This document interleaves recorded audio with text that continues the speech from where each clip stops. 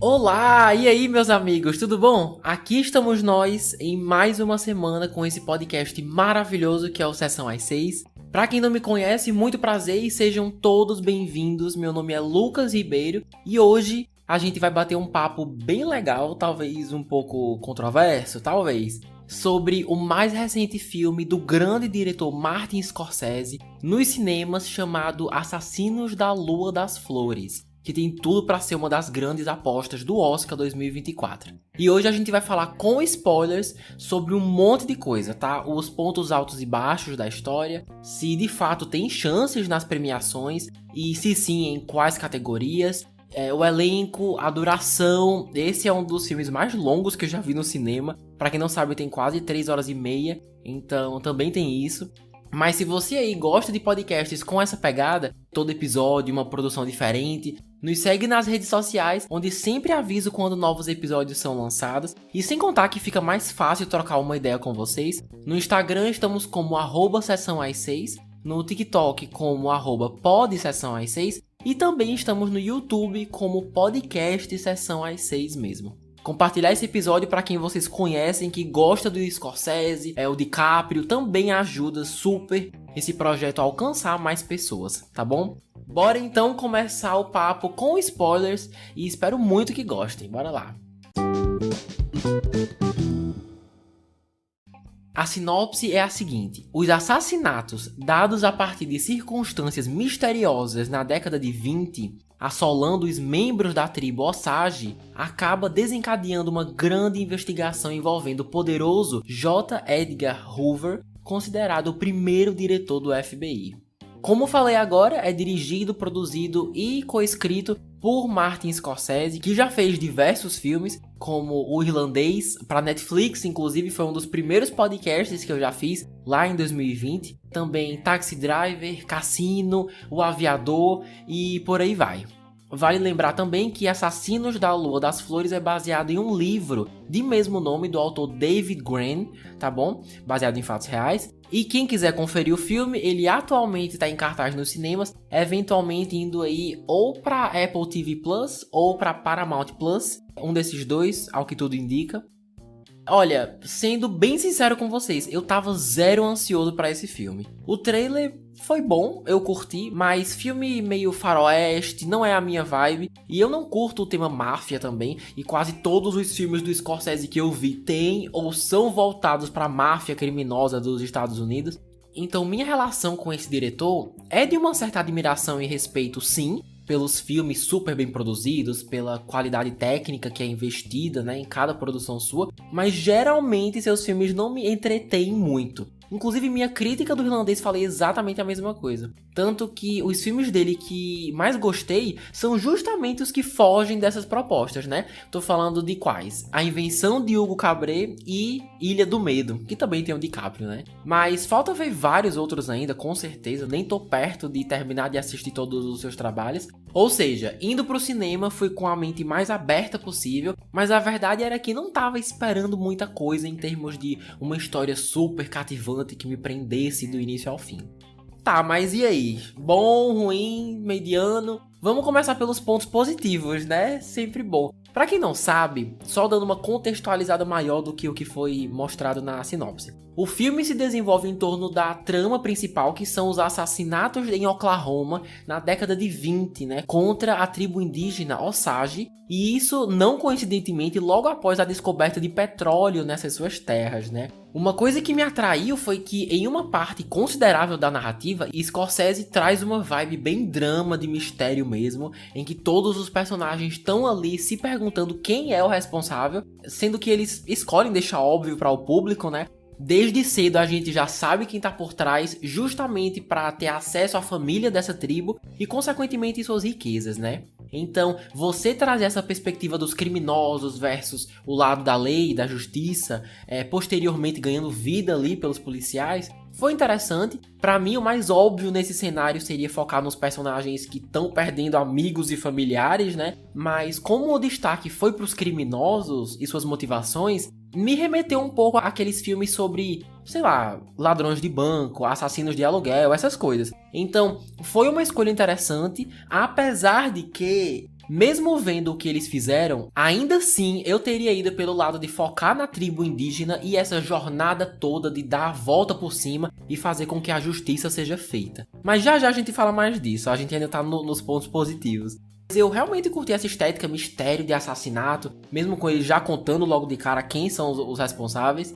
Agora, uma coisa que achei bem original foi o jeito como escolheram terminar o filme. É muito comum no final de filmes de época, né, aparecerem umas fotos dos personagens e do lado uns textos contando como foi o resto de suas vidas, né? Fulaninha teve 3 filhos, se separou do marido e foi morar não sei aonde. Joãozinho seguiu a carreira tal e fez isso, isso e isso. Mas aqui foi bem original, terminou com chave de ouro mesmo, onde ao invés disso, o público é teletransportado para um programa de rádio, sendo gravado com o público ao vivo, que hoje em dia seria o equivalente a um podcast sobre crimes, sabe? Sendo que totalmente nos anos 20, né? Com as onomatopeias feitas ali na hora, um narrador, vozes diferentes para diferentes personagens. E sendo assim que a gente sabe o desfecho de cada um pela voz do próprio narrador do rádio. Isso foi tão bem feito que meio que plantou uma sementinha na minha cabeça e eu comecei a questionar umas coisas nada a ver. Comecei a pensar, nossa, mas será que o filme todo é um grande flashback do que o locutor tava contando? E só no final é que a gente vê o real mesmo, que era só o cara contando a história? Ou será que o filme realmente era o presente e no final a gente foi parar no futuro, quando essa história já ficou conhecida, esse crime, e vemos as pessoas daquela época reagindo às atrocidades que só ali então estavam sendo mais conhecidas? Eu não sei, mano. Comecei a questionar umas coisas que não vai mudar em nada a jornada, sabe? Mas me intrigou demais. Detalhe que eu ainda não cheguei a lugar nenhum, tá? O final ainda tá meio aberto, assim, pra mim, nesse sentido. Mas eu entendo que isso aí já sou eu pensando demais. Mas a questão é que realmente foi o fechamento com chave de ouro que o filme precisava. E eu duvido que alguém tenha pensado que seria isso. Você conhecer o narrador do filme inteiro e escutar... Se eu não me engano, ele foi o narrador do filme inteiro, né? E escutar dele o que aconteceu com os personagens que acabamos de acompanhar, né? Ah, foi muito bacana. Ah, e vocês viram a participação especial do Martin Scorsese? No caso especial porque ele tava atuando, né? Bem aleatório, eu achei. Não sei se ele já fez isso antes em algum outro filme. Não que eu tenha visto, mas foi bem legal. Gostei. Outros pontos positivos, claro, são os aspectos mais técnicos, né? As performances são muito boas. Vi muita gente dizendo que foram as atuações que instigaram e engajaram vocês a assistirem até o final. A gente fala do elenco daqui a pouco. Temos também uma direção excelente do Scorsese, que me chamou mais a atenção nas cenas finais, tipo aquele efeito de borrão, enquanto no fundo tava tendo um incêndio. Não sei se vocês vão saber ou lembrar qual é a mesma do trailer. Nossa, aquilo parecia uma pintura em movimento, a paleta de cores estava linda, um laranja, amarelo, preto, lindíssimo, mas dá pra ver o seu talento também nos detalhes, né? Onde ele escolhe deixar a câmera e mostrar os personagens, e como que isso ajuda a interpretar as frustrações que eles têm naquele momento. Mas crédito também a todos os outros departamentos que seguiram a lógica dele, né? E entregaram um resultado muito bom de se acompanhar na tela grande do cinema. A fotografia e a direção de arte não me chamaram a atenção no filme todo, mas quando chamavam, era muito boa. Souberam usar o contraste de luzes no ambiente com as cores das roupas, os cenários, muito bom. E por falar em cenários, a equipe de design de produção e cenografia arrasou demais, mesmo que o público não tenha recordação, lembrança ou conhecimento nenhum sobre a vida nos anos 20, ainda mais nos Estados Unidos. Os cenários, as ruas, as vizinhanças construídas, as locações, você sente mesmo que está sendo transportado para uma realidade diferente da sua. Então, crédito aí a esse pessoal por esse resultado que com certeza ajudou na imersão dessa história. Ainda mais uma que é tão longa, mas eles constantemente ali mantendo a linearidade e o padrão de qualidade. Sobre o Oscar, a gente fala já já. Porque agora queria falar, ou até desabafar talvez, umas coisas que me incomodaram narrativamente e queria inclusive saber a opinião de vocês, porque com certeza devem ter pessoas que sabem muito mais do que eu, do que realmente aconteceu, né? Meu conhecimento sobre esses fatos históricos é bem limitado, não vou mentir. Seguinte, eu falei agora há pouco sobre filmes que também têm essa abordagem de dar o protagonismo para criminosos e tudo mais, sendo que, nesse estilo de narrativa, o que faz as pessoas torcerem por ele, por ela, é justamente o que eu não vi em Assassinos da Lua das Flores. Ou seja, a humanização. Mesmo passando bem mais tempo com os americanos brancos do que com os indígenas, cada minuto que eu ficava com o De Niro e com o DiCaprio era um nojo. De maneira alguma eles foram escritos para serem humanizados e ganhar a simpatia do público. E como resultado fica muito difícil ficar 3 horas e meia acompanhando um grupo de golpistas como protagonistas no qual você não consegue encontrar um motivo para torcer por eles. Não foram humanizados e, parando para pensar, eu nem sei se eles deviam ser humanizados, porque as coisas que eles fazem ao longo da história são de cair o queixo, assim. Casar com as filhas solteiras pra ficar mais perto da grana, ter filhos com elas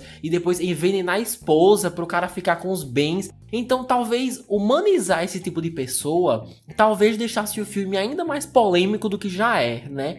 A minha conclusão é que esses personagens se dariam muito melhor como personagens secundários do que os protagonistas. E sabe o que é irônico? Eu soube que o Scorsese, no primeiro rascunho do roteiro, ele comentou isso em algum lugar. No primeiro rascunho do roteiro, percebeu que a história estava sendo contada pela perspectiva dos americanos brancos, tipo, só deles. Aí então ele e a equipe recomeçaram tudo do zero, justamente para honrar a perspectiva da tribo indígena da história. Mas, gente, se você viu o filme, sabe que o resultado final não faz bem isso, né?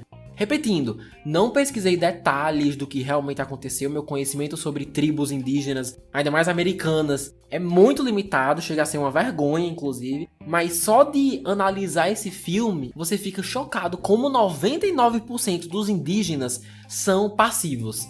Percebem que tem gente interesseira querendo suas riquezas, alguns até verbalizam isso, e ainda assim, um por um vão todos morrendo e ninguém faz nada, mano. E colocar essa tribo Osage por 3 horas e meia numa posição de tristeza, luto, sofrimento, depressão e nada mais é horrível de se assistir. Justamente porque eles não reagem, mesmo na cidade tendo ótimos candidatos de quem de fato tá por trás de tudo isso.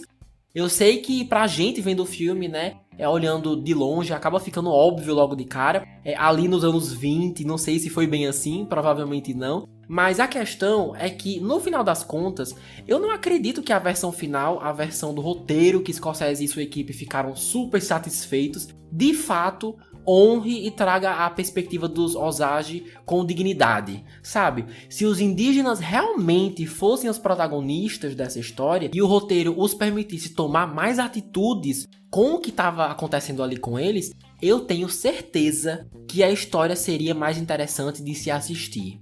Aí, de um lado, temos os assassinos golpistas dispostos a atrocidades para ter dinheiro, e do outro lado temos as vítimas que precisam ser emburrecidas para que a história consiga continuar.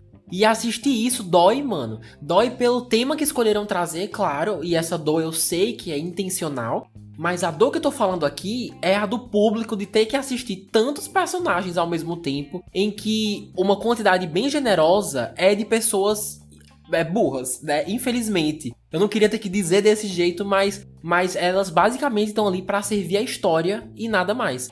Como resultado, eu tive tanta dificuldade de me conectar com alguém que uma hora eu só decidi parar de procurar e só seguir. Ah, Lucas, mas a polícia chegou depois. Realmente, depois de 2 horas de filme, meu amigo, se a polícia não chegasse, ia ficar complicado. Até chegar, eu já tinha meio que jogado tudo pra cima, sabe? Mas óbvio que, né, a polícia foi uma adição muito bem-vinda aqui nessa história. Mas agora sobre a duração. Que filme longo do caramba. Nossa senhora. Ah, Lucas, eu gosto. Pois vocês são os guerreiros, viu? Não sei aí onde que vocês moram, mas quando fui olhar os horários aqui em Natal, quase todos os horários é o quê? 8 horas da noite? 9 horas? 9 e meia? Ei, sem brincadeira nenhuma. Eu fui sair do cinema, eram mais de 11 horas. É uns horários assim péssimos, que não ajudam o filme de forma alguma. Mas sobre a experiência em si, mano, não tinha necessidade nenhuma dessa história precisar desse tempo todo para ser contada. com todo respeito, mas o que Scorsese chamaria de riqueza de detalhes, eu chamo na maior parte das vezes, de redundância. Porque é como se a história precisasse mostrar todas as mortes pra gente entender o que tá rolando. O que não é necessário. Mas aí, o que acontece? Uma irmã morre, aí a família chora. Aí a outra irmã morre, a família fica de luto de novo. A mãe morre e continua.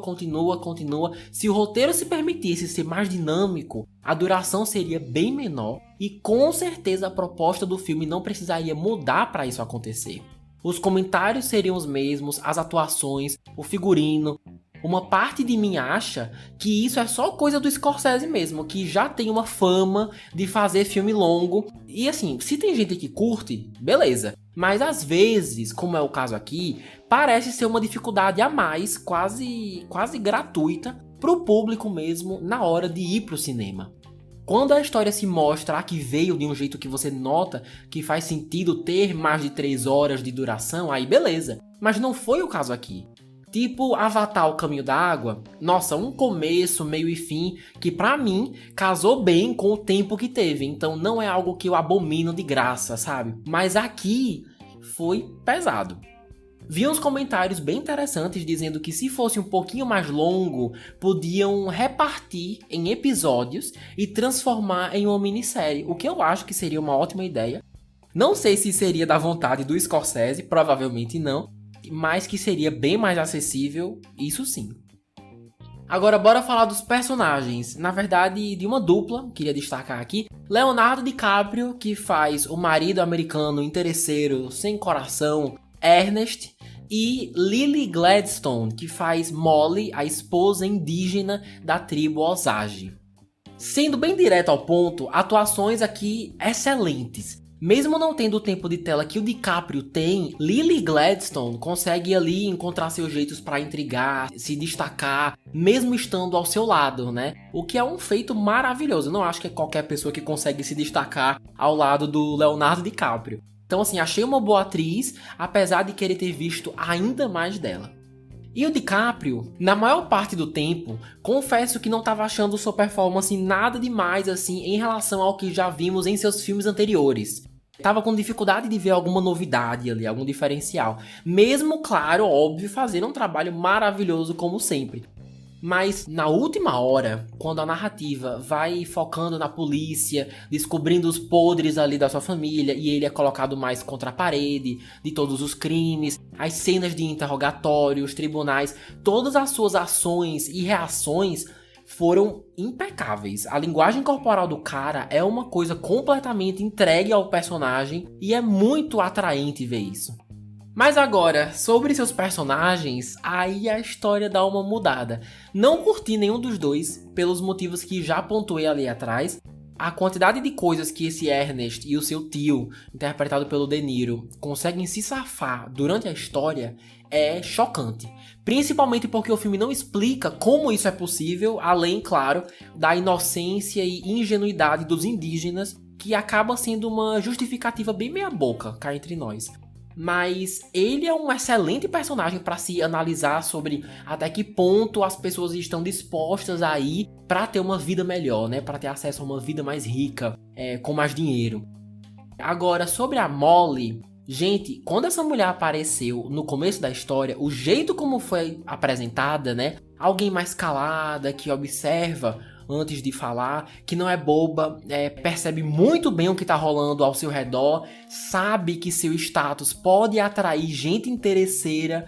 Vendo os primeiros 15 minutos, ela me chamou a atenção, tinha tudo pra ser a melhor personagem disparado. Mas quanto mais a história avançava, parecia que ela tava indo na direção contrária. Me irritava muito ver que ela era inteligente o suficiente para saber logo de cara que tinha uns americanos de olho nas riquezas da família, mas não inteligente o suficiente para reagir a isso, né? As atrocidades que todos os dias aconteciam com a sua família e com ela mesma. Vi que na vida real, né, no que realmente aconteceu, Molly de fato agiu conforme o filme mostra, mas ainda assim acredito que dava pra ter escrito sua personagem de um jeito que suas escolhas fizessem mais sentido pro público.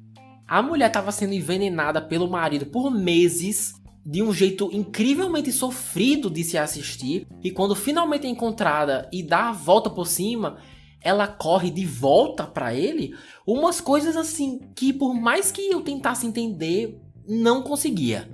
Ah, mas era por amor. No contexto desse filme, eu acho esse motivo tão raso, é quase como uma passação de pano, assim, um motivo raso mesmo pra poder fazer vista grossa pra umas situações que não tem explicação. Não tô dizendo que eu queria que eles mudassem o que aconteceu na vida real, ou como tá no livro, pra me agradar, não é isso. Mas sim mostrar a perspectiva dela e justificar as escolhas que ela fez e também as que não fez, e dar um protagonismo um pouco maior, né? Já seria um bom começo, eu acho. E são por esses motivos que eu não gostaria que a atriz fosse indicada a um Oscar. Não me levem a mal, Lily Gladstone faz um bom trabalho, mas a personagem que o ator ou a atriz faz e o impacto dessa pessoa na história também é levado em consideração na academia. Por isso que a gente nunca vai ver um figurante sendo indicado, por exemplo. Quem é essa personagem e o que ela representa na história também são questões trazidas na hora de selecionar os indicados. E você indicar uma atriz indígena depois de sabe-se lá quantos anos que Hollywood não faz isso, por um papel em que ela só fica triste e de luto pela morte de toda a sua família, enquanto tenta não morrer pelas mãos do próprio marido, vocês me desculpem, mas eu acho que isso seria horrível. Mesmo com uma boa atuação, é justamente pelo fato da Molly ser super mal escrita que ficaria muito difícil de engolir essa indicação ao Oscar. O que é triste, é muito triste, porque tá aí uma personagem que a comunidade nativa americana tinha tudo pra ter orgulho de se ver na tela do cinema, coisa que, né, repetindo, não acontece com muita frequência. Claro que eu tô falando só por mim, me corrijam se eu estiver errado, mas não acredito que esse tenha sido o caso, infelizmente. E por falar em Oscar, quem daqui que muito provavelmente vai ganhar um reconhecimento legal da academia? Bora lá. Cabelo e maquiagem e figurino, por manterem os atores na mesma época, a academia também ama filmes de época, e nesse quesito o filme fez um bom trabalho com a identidade dos Osage, as roupas, os adereços, e parece besteira, mas o Oscar também adora quando o protagonista usa um monte de maquiagem para entrar no personagem, quando mudam a aparência, o formato do rosto para ficar mais irreconhecível. E aqui tivemos o DiCaprio com os dentes falsos bem realísticos, vocês perceberam, né? Então, assim, repetindo, parece besteira, mas a academia realmente presta atenção nesses detalhes, então não descarto cabelo e maquiagem e figurino. Scorsese como melhor diretor também super provável, não duvido do DiCaprio e do De Niro também como melhor ator e melhor ator coadjuvante, não sei se chegam a ganhar, mas pelos nomes super reconhecidos, consigo imaginar essas indicações sim. O que mais? Design de produção, fotografia. Não duvido nada ter bem umas 7 indicações esse filme. E se realmente for levar alguma coisa para casa, apostaria nesses departamentos mais artísticos e mais técnicos. Tá, mas agora sobre os números. Depois de dar uma conferida ali na Wikipedia e no Box Office Mojo, tenho aqui a informação de que Assassinos da Lua das Flores custou mais de 200 milhões de dólares para ser feito e até o momento arrecadou mundialmente mais de 90 milhões de dólares. Lembrando que ainda está no cinema. Olha, em termos de lucro mesmo, ter uma bilheteria rentável que compense pro estúdio e tal, tá bem difícil, viu? Mesmo com talento na frente e atrás das câmeras, a gente vê que o formato desse projeto não foi feito para ser comercial o suficiente para atrair e conquistar um super, hiper grande público, mesmo pessoas falando que curtiram e tudo mais, mas aqui com esses números a gente vê que tá bem difícil, né? São números bem baixos. Mas tá tudo bem, sabe por quê? Vocês acham mesmo que Scorsese fez esse filme pensando, nossa, vai arrecadar 1 bilhão? Que nada, mano. Claro que a meta é sempre uma bilheteria boa, né? Fazer filme custa caro, mas claramente é o tipo de projeto que tende a ser bem mais recebido e avaliado nas premiações. Ou seja, Oscar. Altíssimas chances, como a gente acabou de discutir, de ser sim lembrado em diversas categorias em 2024. É muito difícil fazer filmes que consigam ser um sucesso nas duas frentes, né? Com as massas, tendo o maior apelo possível, e com a academia. Então vamos ficar aí no aguardo para ver se os estúdios conseguem conquistar uma estatueta, né, pelo menos, para compensar a bilheteria. No geral, eu diria que Assassinos da Lua das Flores é um filme muito bem feito sobre um assunto extremamente ruim e triste. Não tenho como dar a certeza do quão fiel ele é, né, do que realmente aconteceu e do livro que é baseado, mas analisando só esse projeto, a gente vê que diversos departamentos tiveram o cuidado que merecem, como cabelo e maquiagem, figurino, direção de arte, design de produção. Você sente, como eu falei, que tá na década de 20, o que é fantástico, e como consequência disso, esses mesmos departamentos têm sim altas chances de marcarem presença nas premiações do próximo ano.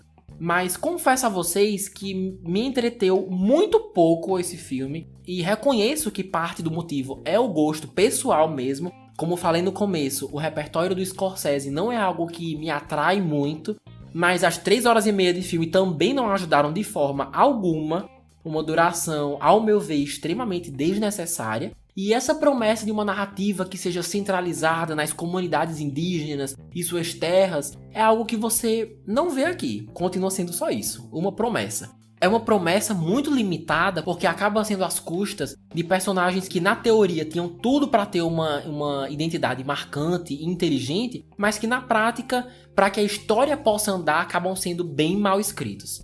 Só pra deixar claro que isso se tratando dos personagens, tá? Nos poucos momentos que a gente tira um tempo pra conhecer mais dos seus costumes, a cultura, a relação deles com a chuva, o que significa ver uma coruja quando se tá doente, até o nome mesmo, Assassinos da Lua das Flores, fez sentido quando se entende mais a visão dessa tribo. Então isso foi bem legal, e minha questão foi mais com os personagens mesmo.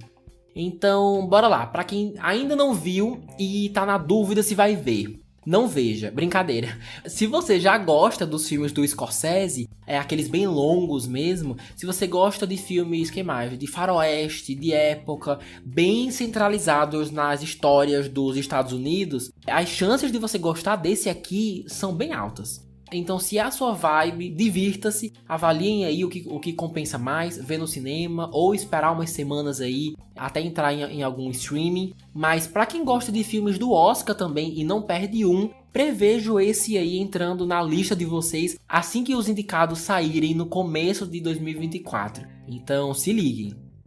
É isso. E vocês? Concordam também? Ou discordam e acham que foi um super filme que valeu cada minuto? Todas as opiniões são bem-vindas, de preferência sem ofender ninguém, tá? Sejam legais. Bora trocar uma ideia aí, seja nos comentários do YouTube ou no Instagram, @sessãoas6 mesmo. Fiz uma postagem só sobre esse filme, então fiquem à vontade para dizer o que acharam do filme ou do podcast. E dito isso, encerro a análise do filme Assassinos da Lua das Flores. Daqui a uns meses a gente descobre se minhas previsões das categorias do Oscar estavam certas. Espero que sim, né? Mas até lá, espero também me encontrar com vocês daqui a 15 dias, onde teremos 2 super produções da Marvel para conversar sobre. Já consigo imaginar os vários tipos de conversa que a gente vai ter. Eu acho que vão ser bem parecidas com as últimas que nós tivemos. Tá pesada a situação lá também, viu? Mas então é isso. Vou ficando por aqui. Já sabem aonde me encontrar. Aos que escutaram até o final, poxa, vocês são maravilhosos. Obrigado mesmo. Um beijo enorme. Tchau.